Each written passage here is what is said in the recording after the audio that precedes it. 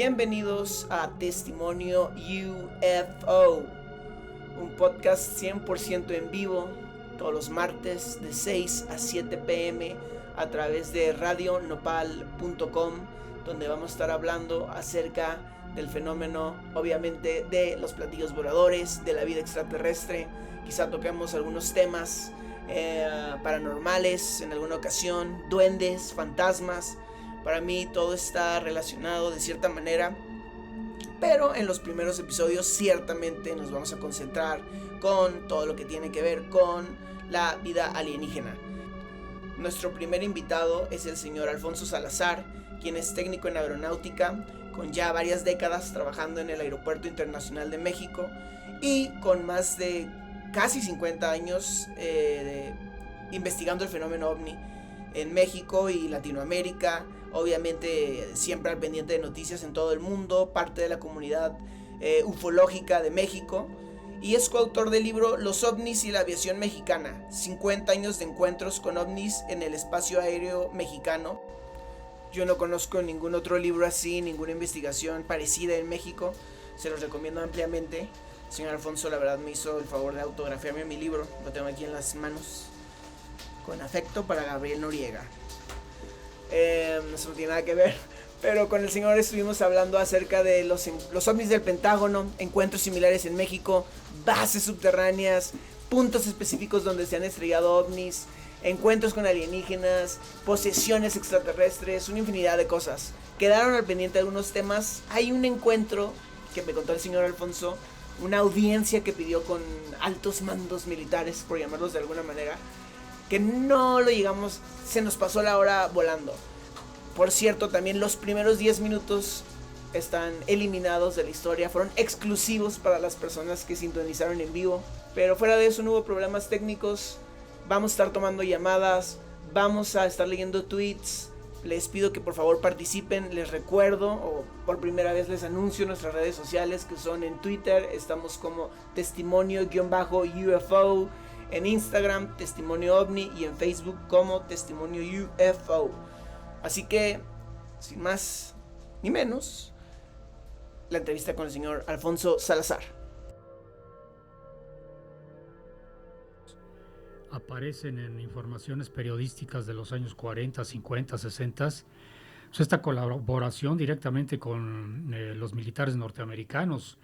En el caso de la caída de ovnis, por ejemplo, en Juchipila, Zacatecas, en 1950, en General Terán, 1967, en otro caso que sucedió en el Estado de México hace como 10 años, pues siempre ha habido una colaboración muy directa. Y esto, pues recientemente, gracias a John Greenwoods, el titular de la Black Bowl, de la página negra, se acaba de desclasificar una documentación por parte de la NASA, la cual está aceptando que efectivamente existió el proyecto Moon Dust, que era para recuperar restos de satélites de China, de la Unión Soviética, que caían en diferentes partes del mundo, pero que se dieron cuenta que en algunos casos no eran satélites ni chinos ni soviéticos, eran objetos voladores no identificados que llegaron a recuperar, y que indudablemente en México también hubo recuperación de este tipo de objetos.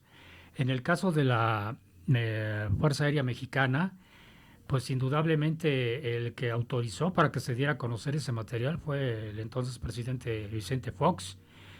Y como te digo, fue tan grande esta información que se dio a conocer a nivel mundial, que fuerzas aéreas como la peruana y la brasileña optaron por empezar a desclasificar sus informes OVNI. Aquí en México se le dio una tinte de burla por varios periodistas, y eso molestó al secretario de la Defensa en ese tiempo, Ricardo Clemente Vega García, quien ordenó que ya no se volviera a dar ningún tipo de informaciones de este tipo a la prensa. Por ejemplo, esos casos que mencionas, que son varios, yo en el libro recuerdo ahorita específicamente alguno en donde, de hecho creo que no era el parecer de usted y el coautor, que hayan llegado científicos o hombres de apariencia blanca, etcétera. ¿Qué sabe usted que ha investigado algunos casos? Yo también sé que ha sabido de casos donde se ha recuperado partes o grandes partes, creo que es el de Puebla, ¿no? Una cosa así. nos podría dar más detalles de algún evento específico, no sé qué pasó, qué le dijo los testigos. Bueno, te puedo contar porque dentro de mi archivo cuento son como 15 documentos oficiales de los Estados Unidos sobre la caída de un ovni en la zona de General Terán en Monterrey el 7 de febrero de 1967. Te puedo decir que fue tan grande el caso que pues se le dio conocimiento al entonces secretario de Gobernación Gustavo Díaz Ordaz, en ese tiempo era presidente Gustavo Díaz Ordaz, y al secretario de la defensa de Gobernación, que era Luis Echeverría Álvarez. Inclusive vino un científico de la NASA para revisar al objeto. Era una esfera pues muy grande, como aproximadamente de 2 metros de diámetro, la cual fue revisada precisamente por este científico de la NASA, y olímpicamente ellos dijeron que era parte de uno de sus cohetes y se llevaron ese objeto a Estados Unidos, ¿no? Pero por la documentación que existe, pues indudablemente tenían conocimiento y tenían un interés sobre todo lo que caía alrededor del mundo. Recordaremos otro caso famoso aquí en México, en Tecpan de Galeana, en 1955, cuando cayó otro objeto y se llevó medio cerro, y llegaron los militares a recuperar ese objeto. Hacia el año 70, un amigo capitán piloto aviador me contó que también él, al momento de despegar en un aeropuerto en Oaxaca, tuvo oportunidad de ver un objeto que había caído atrás del cerro que está del aeropuerto de Oaxaca, y que el controlador aéreo le dijo que volara sobre esa zona porque la noche anterior había caído un objeto con luz azul.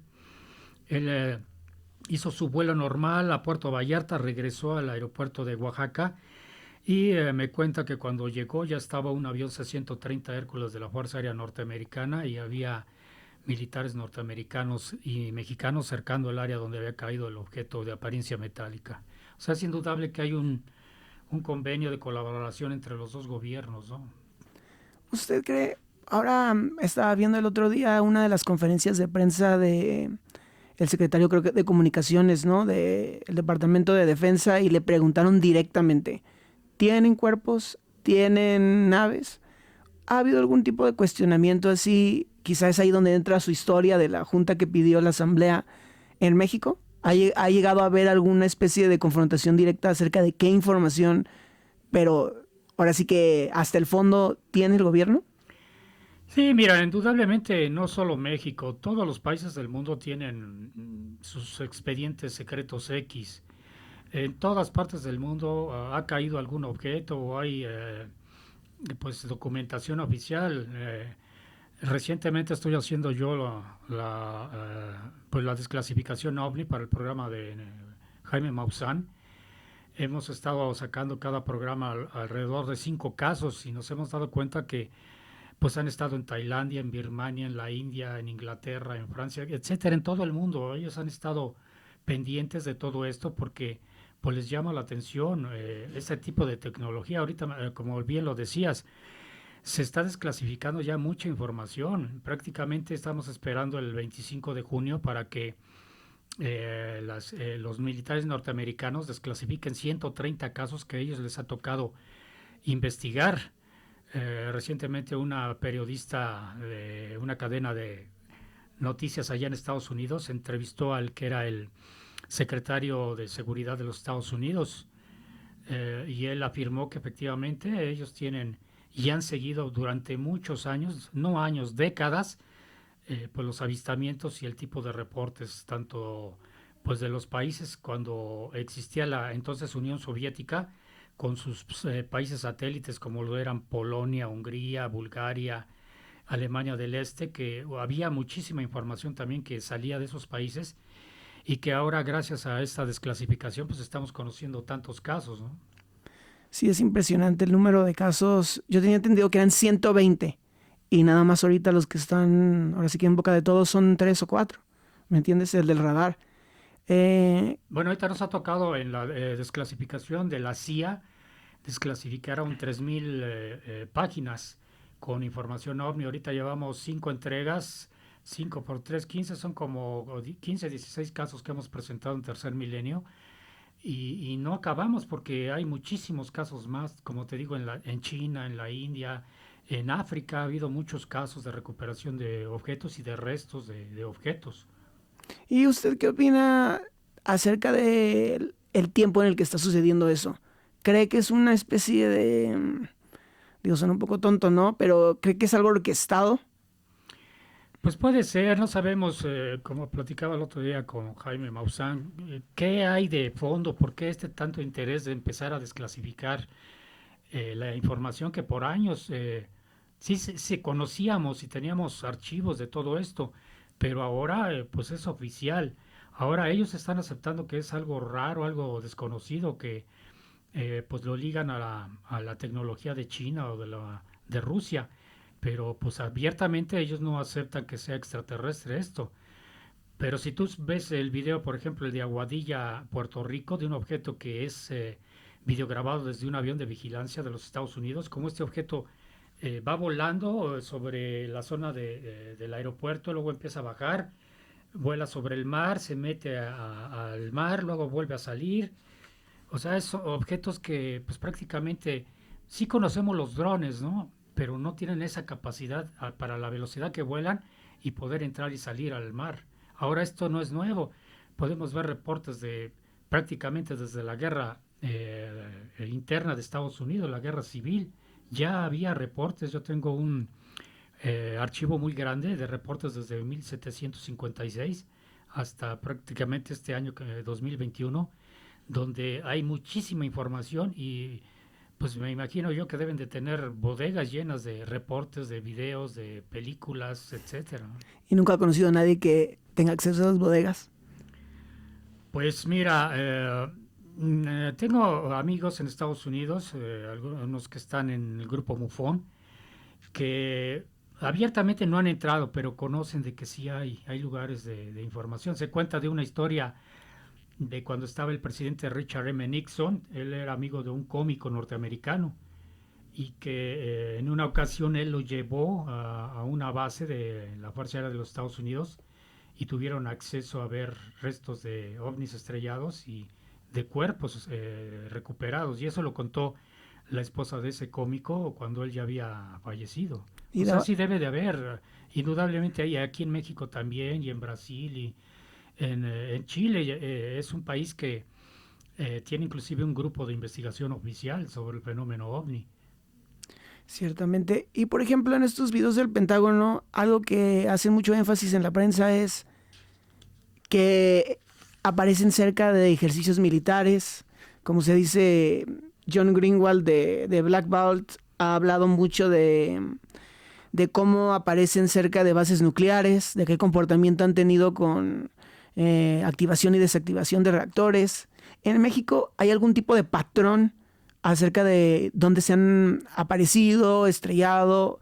¿Hay algo ahí que tú digas, no sé, creo que es muy común pensar que se aparecen en las pirámides, que en el Popocatépetl, como cosas más energéticas? Pero usted que ha estudiado el fenómeno, la data, ¿a qué conclusión ha llegado? O Bueno, mira, a partir del año pasado hemos visto que en los volcanes se han incrementado muchísimo el avistamiento de este tipo de objetos, inclusive unos objetos que entran adentro al cráter del Popocatépetl o del volcán de fuego allá en Colima.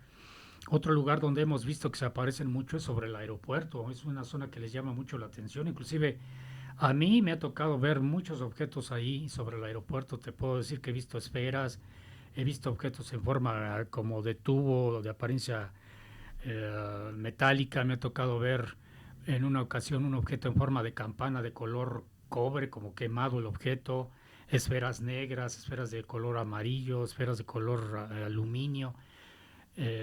Una vez me tocó ver con los binoculares un objeto con muchas caras, polifórmico, de un color como chedrón, muy raro, que iba volando altísimo.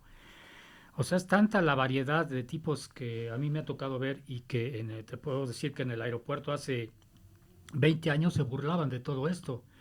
A todos los que nos dedicábamos a esto, pues se reían de nosotros y nos veían pues como gente rara, ¿no? Y lo tomaban pues a broma, pero ahora tú vas al aeropuerto y hay un 99.99% de las personas que trabajan ahí que observan objetos y que están convencidos de que son extraterrestres. Ya no lo toman a broma esto. ¿Y se maneja de alguna manera? O sea, ¿todavía se maneja como, no sé, tabú o abiertamente? Digo, algo que me impresionó mucho leyendo el libro era justo esas apariencias como casi de chatarra de los objetos, ¿no? Metálicas. Creo que el avistamiento de Guillermo del Toro ha dicho algo similar, ¿no? Que él pudo ver un ovni y lo que más le impresionó o no le impresionó, irónicamente, era que parecía pues una máquina bastante rudimentaria. ¿Qué pasa por su mente cuando traes los binoculares y ves volando una cosa así? Pues mira, como técnico de aviación, como profesional de la aviación en México, pues para mí es asombroso ver algo que no es un avión, ni un helicóptero, ni un globo, ¿no? Recientemente me tocó ver con los binoculares un objeto en forma de esfera. Haz de cuenta como si fuera de yeso ese objeto y con ventanillas alrededor y volando pues a gran velocidad hacia la zona del Ajusco. Para mí, pues como técnico te digo, me llama mucho la atención que quién o de dónde vienen estos objetos o quién los construye, porque pues prácticamente rompen las leyes de aerodinámica en la que vuelan los aviones. Un avión, ¿por qué vuela? Pues porque tiene motores que le dan la potencia para elevarse, porque tiene alas y porque tiene superficies hipersustentadoras que permiten que el avión se desplace en el aire. Te puedo decir que a nosotros nos tocó reparar un avión colombiano que había sido golpeado por un ovni. Era un avión de LAN Colombia, matrícula Charlie Charlie, Bravo Alfa Romeo, que yo lo había visto el reporte en el internet, pero fue mi sorpresa mayúscula cuando llegué a la base de aviación donde trabajo y ver el avión ahí parado pues que lo llevan a reparación por el golpe de un ovni, pero se manejó como que había sido golpeado por una escalera. Nunca se nos dijo a nosotros que había sido golpeado por un ovni, pero yo al estar dentro del medio, pues yo ya sabía que había sido golpeado por un ovni ese objeto. ¿Y pudiste hablar con el piloto de...? No, a nosotros nos llevaron el avión y se reparó aquí en México. ¿Y qué tipo de golpe era? ¿Muy violento? Pues haz de cuenta como si hubieran golpeado con un martillo del lado derecho, donde va la ventanilla del copiloto, ahí traía el golpe. Se tuvo que cambiar toda esa parte, que por cierto costó $500,000 el golpe del avión. Bastante caro, ¿no? Para una avioneta, $500,000. Era un avión, un Airbus A320, un avión que en el reporte iban descendiendo en el aeropuerto El Dorado cuando sintieron el golpe. Al llegar aterrizaron y vieron que efectivamente tenía el golpe. Y aquí en México han sucedido varias cosas, nada más que pues esos incidentes se quedan ahí guardados, se quedan escondidos. Recientemente un avión de Aeroméxico también fue golpeado en el radomo, en la nariz del avión.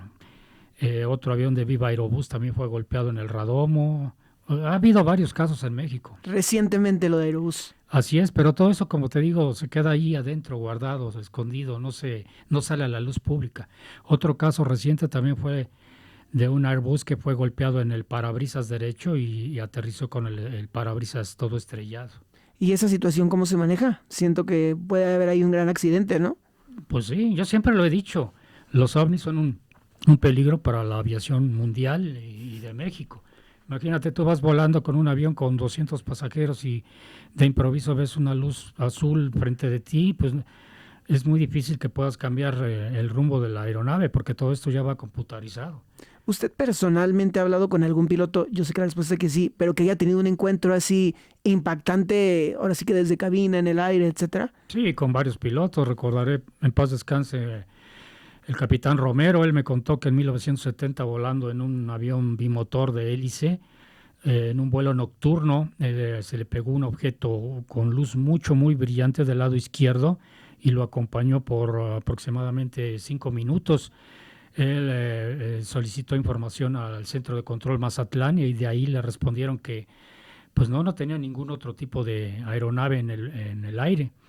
y él también me contó que le tocó seguir a una esfera cuando estaba haciendo un vuelo estaba anunciando un circo allá en Tepoztlán, Morelos, y cuando terminó de hacer pues, su trabajo de estar anunciando este circo, se dio cuenta de que había una esfera arriba de la pirámide del Teposteco, empezó a seguir a la esfera y la esfera se empezó a elevar y él en su avioneta siguió al ovni hasta que se metió en una nube y alcanzó una altura muy grande y el capitán Romero regresó. Pero esos son los más de primera mano que te puedo contar.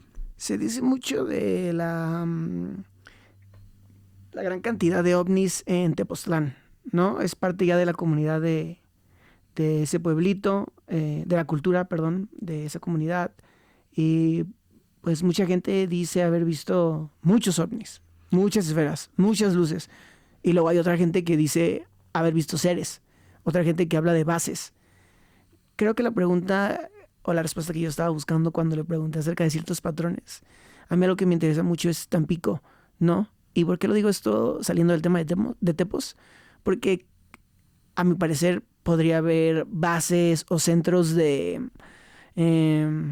pues no sé, algún lugar como el principal, ¿no? De donde se almacenan, de donde parten, quizás no sea una cosa extraterrestre, quizás sea esta de la Tierra misma. ¿Qué nos puede decir de esos dos casos de Tepos y de Tampico, que son muy diferentes, pero qué ha sabido ya más allá de los objetos voladores, qué se dice entre la gente? Bueno, en Tepoztlán siempre ha habido reportes, inclusive a mí me tocó ver en 2 ocasiones, una vez una esfera que estaba volando alto entre las nubes y en otra ocasión me tocó ver unas luces muy raras en el Farallón sur, allí en Tepoztlán. En ese lugar se han reportado muchos avistamientos, inclusive por ahí hay una historia de que en una feria de Tepoztlán vieron a unos seres pequeños vestidos pues muy raros. ¿Cómo que hay unos seres pequeños vestidos muy raros? Sí, porque era la fiesta de allí de Tepoztlán, era tipo carnaval y pudieron ver unos pequeños seres como de 1 metro, ataviados como tipo astronauta, y eso inclusive salió en los periódicos allá en Tepoztlán. ¿Entre la gente? O sea, sí, como en la fiesta, bajaron a la fiesta. Así es, en 1978 hubo también un avistamiento como de 50 ovnis, salió en primera plana en el periódico de allá de Tepoztlán. O sea, y te puedo decir que en una vigilancia que hicieron nuestro amigo Carlos Clemente con Rubén Villatoro, que estuvieron allí toda una noche videograbando con cámaras infrarrojas, pudieron ver objetos esféricos que bajaban a los cerros y se volvían a elevar y estuvieron volando sobre la zona de Tepoztlán. Y en lo que se refiere a Tampico, pues no es nuevo. Recientemente la televisión de Tampico hizo un reportaje, inclusive lo puedes encontrar en internet o nuestros amigos que nos oyen, sobre la actividad ovni en Tampico.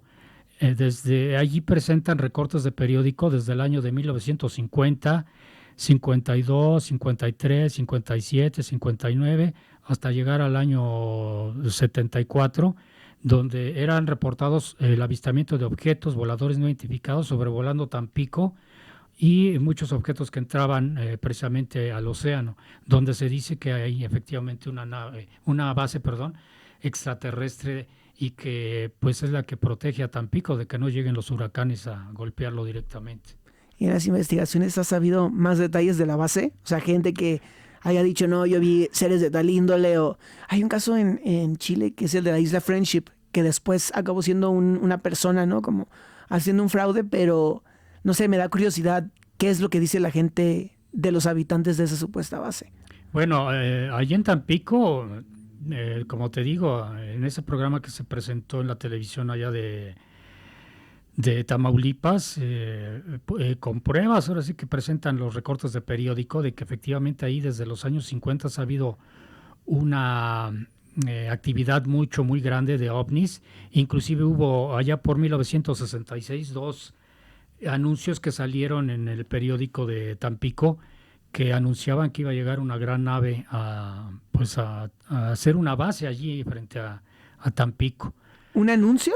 pagado, o sea, que alguien compró ¿y qué decía el anuncio? 2 anuncios que decía que iba a llegar una gran nave y que iba a entrar al mar para cuidar esa zona de Tampico. Me llamó mucho la atención porque los que hicieron ese programa pues se dieron el tiempo de entrar a la hemeroteca ya de Tampico, de algún periódico, y rescatar todos esos informes que pues indudablemente tienen algo de fondo, ¿no? Hay algo ahí que protege. Y como te digo, las bases submarinas no es nuevo, ya desde los años 50, 60, por ejemplo, en el Golfo de San Matías, allá en Argentina, en 1968 se hablaba mucho de la entrada y salida de este tipo de objetos. Algo extraño, ciertamente. Y ahorita, por ejemplo, te acabo de pasar esa acta que se levantó en Tamaulipas precisamente sobre la caída de un objeto volador no identificado, una esfera. Dice que señalaba que había visto caer una bola de fuego a la altura de la calle Cuarta de Juárez, que emitía una luz muy intensa. Pues ciertamente. Y es un documento oficial de la policía de allá del norte de México, donde dan fe de la caída de ese objeto. Y aquí también traemos las actas oficiales del caso de Rafael Pacheco Pérez. Sí, un caso muy interesante. Un caso que pues muchos no creían que había sucedido. ¿Qué le parece si nos explica rápido de qué se trató ese caso y pongo un pedacito del audio? Fíjate que justo con lo de las bases, los seres, yo lo que me intriga es esos eventos donde hay comunicación, ¿no? Ya sea en este caso que pusieron el anuncio, pero el caso del señor Rafael Pacheco, interesante porque se trata de un estudiante de aviación. Sí, esto sucedió en el año de 1976. Rafael Pacheco Pérez, un piloto que tenía 10 horas de vuelo, de capacidad, o sea, en sí no era un piloto experimentado. Cabe mencionar que toda esta investigación la realizó primero nuestro amigo Fernando J. Telles, allá de Guadalajara, Jalisco. Y él, ahí puedes ver las fotografías de la avioneta. Él despegó de aquí del aeropuerto de la Ciudad de México para hacer un vuelo de prueba, un vuelo de familiarización con su avioneta en la zona de Texcoco. Estoy viendo aquí, discúlpeme que lo interrumpa, pero algo muy impresionante en los papeles, que es un dibujo. Sí, esas 2 caricaturas salieron en el periódico La Prensa. Fue muy sonado a nivel nacional e internacional este caso. Él despega hacia las 10 de la mañana, se dirige hacia la zona de Texcoco. Había ahí una zona donde podían aterrizar y despegar en lo que se llama lo que era el Vaso de Texcoco, porque ya no existe nada de eso. Y en un momento dado él platica de que sintió sueño y sintió como que si lo estuvieran jalando hacia atrás con todo y avioneta.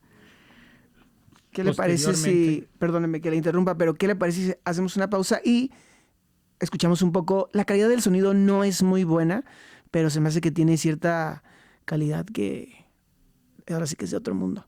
Okay. Ahí les va. El piloto de Estados Unidos a través de él mismo está transmitiendo este mensaje. Usted está haciendo la distancia a través del piloto, ¿correcto? Es correcto.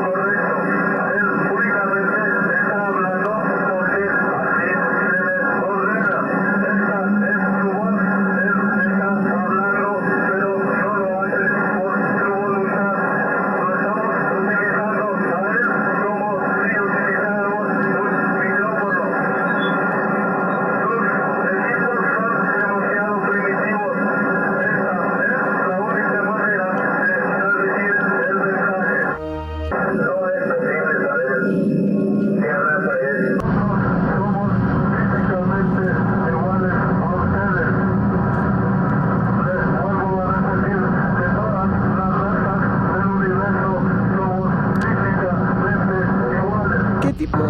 ¿Qué tipo de mensaje fue el que recibió el piloto Pacheco? Bueno, mira, te cuento sobre la historia. Él desaparece de aquí del Aeropuerto Internacional de la Ciudad de México y aparece en el aeropuerto, frente al aeropuerto de Acapulco, aproximadamente 1 hora después de que desapareció de aquí.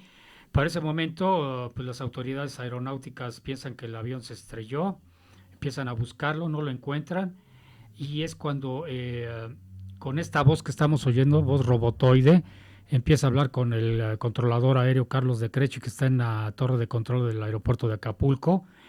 Como oímos ahí, la calidad de la grabación es muy mala, pero pues existe. Ahora sí que el señor Luis Aguilar, que estaba en una de las salas móviles en el aeropuerto, le llamó la atención y empezó a grabar lo que estaba escuchando. Nuestro amigo Fernando J. Telles entrevistó tanto a las autoridades militares, civiles, y al piloto, que pues él dijo que no se acordaba de nada, nada más cuando abrió los ojos estaba volando frente a la bahía de Acapulco, pero en la grabación pues podemos escuchar nosotros que en esta voz robotoide muy rara, él afirma que han tomado control del piloto, que su nave está arriba de Acapulco, que tiene la capacidad para cambiarla de color blanco o color azul para que no la puedan ver, y que pues indudablemente dan un mensaje ecologista, un mensaje en el cual dicen que somos un tipo de humanidad muy agresivo, que nos matamos entre nosotros en guerras, etcétera. El clásico mensaje de pórtense bien, no hagan tonterías. Pero aquí lo que llama la atención es pues que alguien logró videograbar ese mensaje, y que aquí ahí puedes ver, mira, esas son las actas levantadas precisamente del incidente. Es material que nadie ha presentado, y esto pues apenas tendrá como un año que tuve acceso a este material. O sea, las actas con el sello nacional y la Secretaría de Comunicaciones y Transportes dando fe de que efectivamente sucedió ese incidente.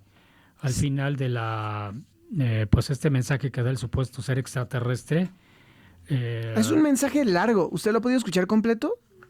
Bueno, lo que se conoce pues es lo que actualmente existe en línea. En línea, pero en la revista Contactos Extraterrestres, que Fernando Cota Telles tuvo oportunidad de transcribir toda la conversación, pues habla de eso, de que hemos sido vigilados desde hace mucho tiempo. En México, pues recordaremos que hubo otro caso muy famoso, que fue el de Carlos Antonio de los Santos Montiel, que ahí también vienen.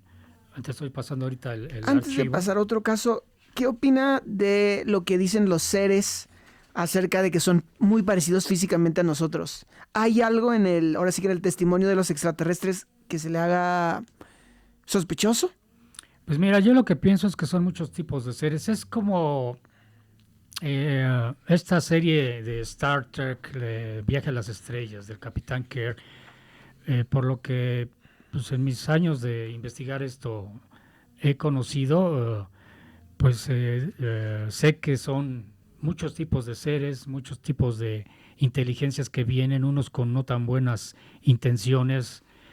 Ahí puedes ver, por ejemplo, otra acta levantada de la Secretaría de Comunicaciones y Transportes del caso de Carlos Antonio de los Santos Montiel, otro caso que también fue lo que nos llamó la atención al licenciado Carlos Guzmán y a mí, que durante la década de los 70 hubo muchos casos de encuentros y de pilotos de avionetas que se llevaron, inclusive en el caso de Rafael Valentis, aquí también te traje el caso de un piloto que desapareció con toda y avioneta.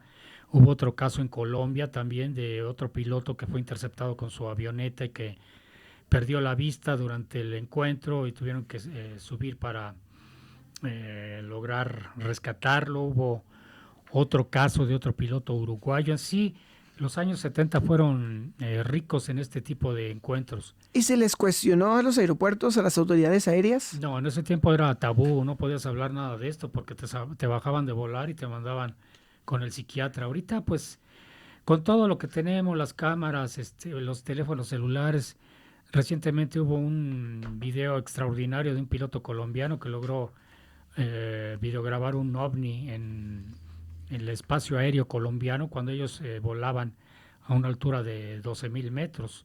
O sea, indudablemente, pues siempre, como decía nuestro maestro don Pedro Ferriz, un mundo nos vigila, siempre nos ha vigilado, indudablemente. Hay un fenómeno, mm, no sé, que se ha mediatizado y un poco tratado con un poco de amarillismo, que es el tema de los hombres de negro. ¿Usted ha tenido alguna experiencia que alguien lo haya querido censurar o ha sabido algo de ese tipo de manejos? Creo que en el libro también viene, ¿cómo se llama él? Justo lo acabamos de mencionar, el piloto que fue invitado a desayunar con Alan Hynek. ¿Puede contar esa anécdota de lo que sucedió ese día con estas personas que de cierta manera lo quisieron intimidar? Bueno, sí, fue el caso de Carlos Antonio de los Santos, es el expediente que estás viendo ahorita. Él tuvo, haciendo historia, venía de Tequesquitengo y 3 objetos en forma de platillos lo interceptan a la altura del lago de Tequesquitengo, en el estado de Morelos. Él pierde totalmente la capacidad de maniobra de su avioneta y estos objetos toman el control de la misma. Y volando ya sobre la zona del Estadio Azteca, 2 de los objetos se alejan hacia la zona de los volcanes. Los controladores aéreos hacen un cálculo de la velocidad, que es lo que me llama la atención. Jaime Maussan hace poco dijo que estos objetos vuelan a 30,000 kilómetros por hora y más o menos es lo que calcularon. En el caso de Carlos Antonio de los Santos, volaron a 28,000 kilómetros por hora. Llega a México, se cierra el aeropuerto, ha sido de las únicas veces la única vez yo pienso que se cerró por un caso OVNI. Es entrevistado el piloto Carlos Antonio de los Santos por don Pedro Ferriz en su noticiario. El chiste es que da la vuelta al mundo este caso. Fíjate que ahora sí lo volví a interrumpir, pero aquí justo tenemos la nota que dice: lloré todo el camino y no podía hablar, dijo el atemorizado piloto. Me siento perfectamente en el aspecto físico y no rehusaré someterme a ningún examen, inclusive hasta el psiquiátrico, para en esa forma demostrar que estoy sano de la mente. Pues sí, hay mucho tabú. Pues fíjate que este caso fue tan difundido a nivel internacional que el mismo presidente Gerald Ford, que era un ferviente creyente de los ovnis y él siempre, pues bajo su investidura de presidente de los Estados Unidos, envió al doctor Alan Hynek en varias ocasiones a investigar casos a México y este fue uno de los casos que precisamente lo mandó a investigar. Y cuando tenían la cita con Carlos Antonio de los Santos para desayunar con el don Pedro Ferriz Santa Cruz y el doctor Alan Hynek, pues lo interceptaron en el viaducto. 2 carros Galaxy negros, de los cuales bajaron pues unos seres no seres, 2 personajes como de 2 metros de alto, rubios, que le dijeron que ya no hablara sobre el tema, la situación que había vivido, ya que le iba a pesar, y que pues tuviera cuidado de que se diera a conocer esta información porque la iba a pasar mal.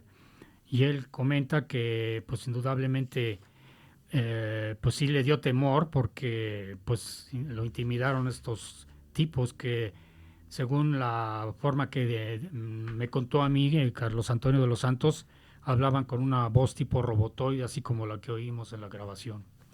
Y que indudablemente pues yo conozco muy pocas historias de los hombres de negro. También ha sido pues un mito que se ha manejado a lo largo de la historia de los ovnis, pero que indudablemente, pues sí, en el caso del piloto mexicano, sí sucedió. Y la segunda vez que iba a ir a desayunar con don Pedro Ferriz y el doctor Alan Hynek, lo volvieron a interceptar en la entrada del hotel, si mal no recuerdo, fue el María Isabel, allí en la zona rosa, y le dijeron que ya no volviera a hablar, si no le iba a pesar de por vida seguir hablando de lo que le había sucedido. ¿Se tratará usted entonces de que el fenómeno ovni se mantiene oculto porque las mismas criaturas, lo que sea que esté detrás, no quiere revelarse? Ahorita que nos estábamos saludando, yo le pregunté que si usted había llegado a alguna conclusión particular. ¿Ha llegado a alguna? Sí, indudablemente. Yo pienso que estos son seres que vienen de otros planetas, seres que vienen de otras galaxias, seres interdimensionales, porque en 1948 ya el FBI estaba investigando sobre este tipo de seres. Carlos Guzmán tuvo oportunidad de hablar con un ex agente de la FBI y en su libro comentaba que efectivamente en 1948 ya estaban investigando sobre seres interdimensionales. Creo también yo que son seres viajeros en el tiempo que vienen del futuro del ser humano y que pues yo los puedo decir que esos son los 3 tipos que pienso yo que vienen: seres de otros mundos, seres interdimensionales y seres viajeros en el tiempo. Pues muy bien. Fíjese que yo llego a la misma conclusión. Creo que es así un fenómeno de muchas aristas, pero a mí lo que no sé, lo que supongo que más me llama la atención es ese deseo de siempre querer mantenerse oculto, ¿no? De siempre como que, bueno, no siempre. Hay algunas razas de seres, ¿no? Que varias personas han dicho que de cierta manera son así, son asá, pero si usted me dice que ha visto una infinidad de tipos de naves volando en el cielo, en el aeropuerto, pues ciertamente tiene algo de sentido. Sí, porque no es posible que pues, sea un solo tipo de ser. Si lo vemos en la naturaleza, en la tierra, levantas una piedra y salen hormigas o salen diferente tipo de insectos, así puede pasar en tantos planetas, galaxias o dimensiones en el universo, ¿no? Recordarás que hay una teoría ahí en la cual dice que pues nosotros formamos parte de un universo, el cual forma parte de otro que está conectado con otro universo y es a su vez con otro, y es como es abajo es arriba, ¿no? ¿A usted le han pasado cosas raras por estar estudiando el tema de los ovnis en su vida? No, nunca. Yo siempre me he enfocado a ser, pues como técnico en aviación, lo más veraz, ¿no? No inventar cosas, no estar elucubrando. Siempre, pues en mi medio aeronáutico nos han enseñado que debe ser uno totalmente recto en lo que hace, y pues he tratado de llevarlo a la práctica en este caso, ¿no? De las investigaciones del fenómeno ovni, que pues ya el año que entra va a cumplir 50 años dentro de la investigación ovni en México. Ahora que ya ha pasado medio siglo, ¿qué personalmente, como se lo dice, en el aeropuerto se burlaban, los autocensuraban? ¿Qué siente usted de que ya está tan aceptado, quizás hasta como en los jóvenes más, ¿no? Que ya está tan aceptado el tema, que ya está tan afuera, que ya hay tantos papeles? ¿Ha sentido algún tipo de, pues no sé, rectificar una situación que estaba ahí de burla, ¿no? Pues no, yo siempre he defendido mis ideas y pues ahora, como lo platicaba el viernes con Jaime Maussan, para nosotros es un gusto de que ya esto se esté aceptando abiertamente por los militares norteamericanos, de que sí existen los ovnis. Ellos lo saben, de que son extraterrestres, que no son de este mundo, pero que pues siempre vimos nosotros que aparecía material muy raro, que aparecían videos. Recordaré hace como 25 años salió un video tomado en el Área 51 de un objeto que estuvo volando sobre el área y que indudablemente era parte de esos objetos recuperados, y que pues, los norteamericanos hacían pruebas. Y que poco a poco nos fueron pues preparando, se puede decir. ¿Qué opina de ese caso? No sé si es específicamente, pero mucho tiene que ver de Bob Lazar, que ahora se hizo muy famoso con el documental en Netflix, parte sí, ahí de la comitiva de este investigador que a mí en lo particular me cae un poco mal, Jeremy Corbell. ¿Qué opina de todo lo que gira alrededor del Área 51? Bueno, indudablemente el Área 51 es un lugar militar donde allí tenían o tienen todos los aviones MiG, aviones de fabricación soviética que Estados Unidos logró comprar o recuperar, o por terceros llegó a tener ahí un escuadrón de aviones MiG-17, MiG-21, MiG-23, MiG-29, que allí indudablemente fue la base del U-2, el avión espía que llegó a volar sobre la Unión Soviética y que fue derribado por un misil allá en 1960, y que pues indudablemente hubo algo también allí de un encuentro con un ovni, y que pues se dice que en el Área 51 también tenían pues este tipo de objetos recuperados, ¿no? De ovnis recuperados. O sea, indudablemente allí hay algo, y Bob Lazar pues es parte de esa historia, porque él dio a conocer allá por los años 80, recuerdo yo, en un programa que se llamaba Hard Copy, por George Knapp en Las Vegas. Exactamente, George Knapp, que pues ha sido también una pieza muy clave dentro de toda la desclasificación de este tipo de reportes en los Estados Unidos, y que fue el primero que le dio cabida en su programa, y ahí fue donde él relató que había trabajado en un objeto volador no identificado recuperado, uno de los muchos que precisamente con este proyecto Mundus han sido recuperados alrededor del mundo. En otro tema, pero también girando alrededor de las personalidades en el mundo de la ufología, ¿hay algún contactado mexicano que usted encuentre su historia creíble? ¿Algún quizá abducido? La única que yo creo es la señora Cristina Leguízamo, una señora que vivía en la parte más alta del Cerro de la Jusco, que en 1967, un diciembre, relató al periódico La Prensa, que inclusive apareció en primera plana, que un ser de 2 metros de apariencia nórdica, de pelo blanco, con un uniforme de metal como si fueran escamas, la invitó a ella y a su hijo a subir a la nave y a llevarlos a dar una vuelta en el plato volador. ¿Por qué creo en esa señora? Porque esa señora no había acabado ni la primaria y daba cátedra de química, de física, de matemáticas, de ciencias naturales. Era una persona que, por su muy poca preparación, asombraba con todo lo que enseñaba y con todo lo que decía que le habían dado en conocimiento estos seres venidos del espacio, y que tenía en su sala, yo no tuve oportunidad de conocerla, Carlos Guzmán sí, Eduardo Rojas también, otro investigador mexicano, tenía en la sala de su casa una maqueta del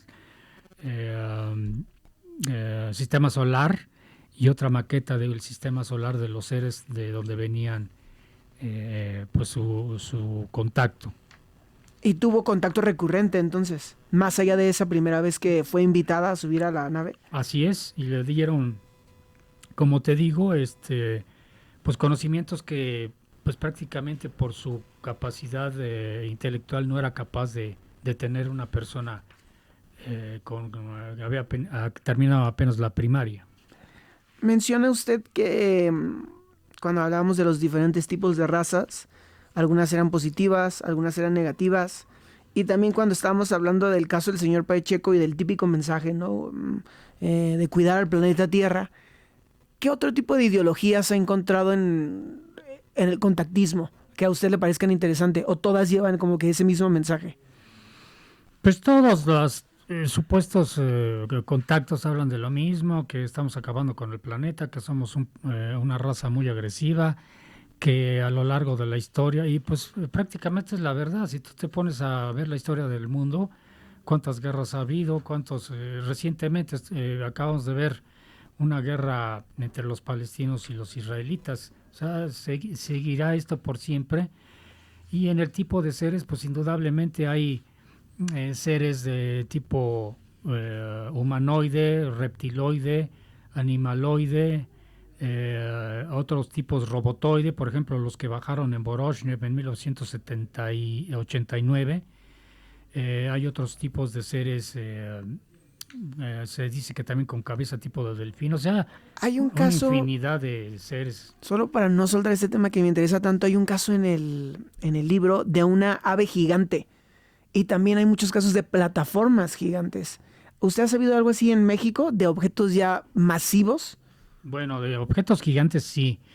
Tengo el caso de un piloto de helicóptero del Seguro Social que llevando medicinas a la Sierra de Puebla, saliendo de la zona de los volcanes, se encontró con un objeto gigantesco que tuvo que volar hacia abajo para no estrellarse con ese objeto que estaba entre las nubes sobre los volcanes.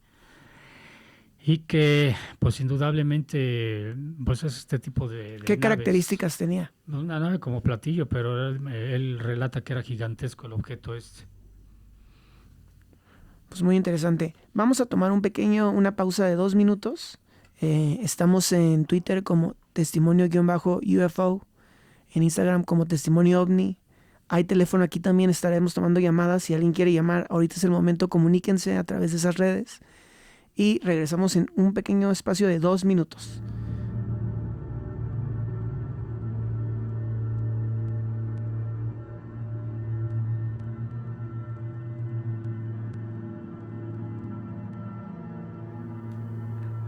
pues hemos regresado, simplemente ya para despedirnos. La verdad yo quiero agradecerle al señor Alfonso porque ha sido ¿qué le puedo decir? ¡Qué invitadazo! Una enciclopedia de la ufología. Esperemos volverlo a tener aquí recurrentemente. Muchas gracias a todos los que estuvieron escuchando. Y no sé, señor Alfonso, algún mensaje, sus redes, cómo contactarlo. Pues sí, para empezar, agradecerte pues esta deferencia para invitarme a tu primer programa. Esperemos estar aquí en varias ocasiones hablando de esto, porque pues imagínate si se pasaron 12 horas hablando en un programa nocturno en México, que ha sido el programa más largo de la historia de este tipo de temas. Pues aquí también, a ver si un día organizamos un maratón de nocturno, 24 horas para estar hablando de todo esto, ¿no? Sería buenísimo. La verdad es que uno de mis planes es tener aquí audiencia en vivo, una limitada audiencia, pero hacer una especie de como sesión, preguntas-respuestas, más participación. Ahorita entiendo que todavía estamos creciendo en cuanto escuchas, pero a quien esté escuchando le pido por favor que no se olvide de compartir nuestras redes, de estar atentos y enviar cualquier tema que quieran escuchar, cualquier avistamiento. Aquí también siempre va a haber un espacio y vamos a estar, ahorita voy a hablar con el señor Alfonso para ver cómo le hacemos para compartir algunos de estos archivos que nos trajo aquí tan increíblemente, es la única palabra que puede describir su manera. Y pues bueno, creo que eso fue todo, nos despedimos, muchas gracias. Gracias por la invitación, un saludo a todos.